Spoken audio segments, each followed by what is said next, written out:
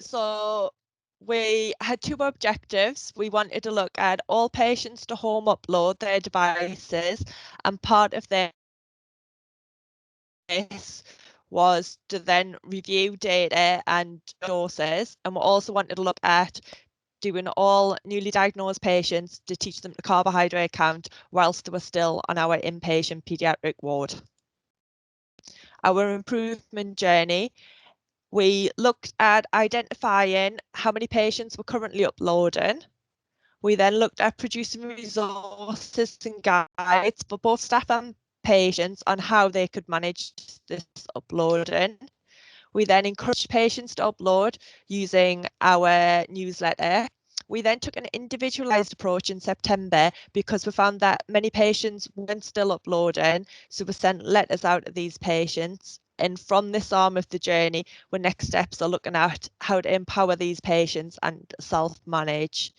In terms of teaching carbohydrate counting on diagnosis, is this project started its idea prior to this actual QI project. So back in August 2019, we'd started looking at teaching ward staff how they can carbohydrate count. Then we did some training with them. We actually started the rollout of carbohydrate counting on the ward in February 2020, and this QI project it had been something we've been thinking about doing, but this project made us set a date and actually start to roll out the programme. We also developed a photographic reference table for the ward menu to assist our ward nurses whilst we had newly diagnosed patients.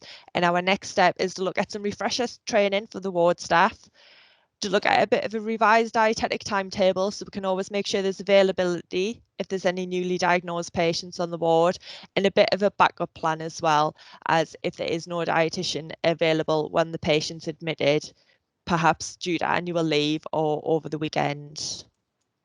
Our outcome data. So this is the outcome data for the patients for uploading their devices. It's in the September when we did the individualised approach, we found approximately 56 patients didn't have the means to upload their data. So we did a little bit of a call around between the team to find out why these patients weren't uploading their data. So we found that it was technology issues, no computer, some issues about why they couldn't upload. One or two had no reason. Some weren't on a device. Some were on the solo pump, so there wasn't that means. Some were a language barrier, and two patients, it was they had not received our DISEN password and codes. So we tried to rectify as many of these reasons as possible. And if you can see the graph on the right-hand side, it shows that as of January 2021, 88% of our patients now have the ability to home upload. So unlike the previous centre, they looked at uploading each month. This is just how many patients have the capacity, have technology, they have their account set up and are able to do it. As a team, when we look back on this, we actually think with data in January 20 is higher than we expected, and we think maybe this is a bit of a data counting error, that the data is from the end of January 2020 and our nurses did a marvellous job June, January 2020 getting patients to upload, but actually we didn't have that baseline data of how many were not or uploading prior to the input. In terms of carbohydrate counting, our newly diagnosed patients on the ward, we've had 26 patients and 100% of them have been taught to carbohydrate count on diagnosis on our paediatric ward before they've been discharged home. The outcome data overall, we looked at the clinic's median HbA1c, and we're pleased to say in January 21, the median HbA1c is 65, and this is a decrease in January 2020's median, which is 66. We also have looked at our patients that are on Libre and Dexcom, and 41% of these patients have got a time in range greater than 60%.